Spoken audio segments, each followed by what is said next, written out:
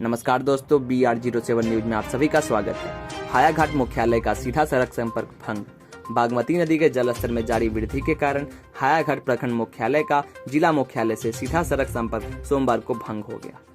APM Akraha Hayaghat पथ पर अकराहा से इनमाई ढाल तक लगभग 1 किलोमीटर की दूरी में 2 से 3 फुट पानी बह रहा है।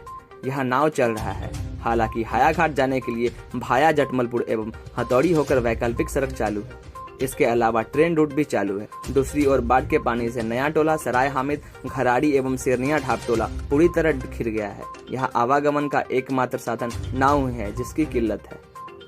उपरोक्त गांव में सैकड़ों लोग अपने अपने मवेशियों के साथ ऊंचे स्थान की ओर पलायन कर रहे हैं। वे हायाघाट, कोयलकुंड, शेरनिया एवं जटमलपुर बांध पर फिलहाल शरण ले रहे हैं। खेत डूबने से मवेशियों के चारों की किल्लत हो रही है। जलस्तर कम होने से लोगों ने ली राहत की सांस।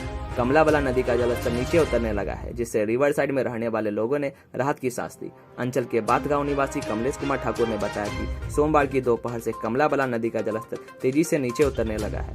बाढ़ नियंत्रण प्रमंडल के सहायक अभियंता प्रभात कुमार ने बताया कि कमला बलान के जलस्तर में 60 सेंटीमीटर की कमी आई है। कमला बलान का जलस्तर 52.80 मीटर से 52.20 मीटर पहुंचा है, जिससे रात में कम होने के भी संकेत है। मालूम हो कि पिछले 3 दिनों से कमला बलान का जलस्तर तेजी से वृद्धि हो रहा था। तटबंध के जलग्रहण क्षेत्र में रहने वाले चतरा, रही, टोला आदि गांव के लोग बाढ़ के पानी से घिरे थे। आवाजाही के लिए लोगों को नाव का सहारा लेना पड़ रहा था। अगर आपको जो वीडियो अच्छा लगा हो तो वीडियो को लाइक करें। इसी तरह दरभंगा एयरपोर्ट से जुड़े न्यूज जानने के लिए हमारे चैनल को सब्सक्राइब करें।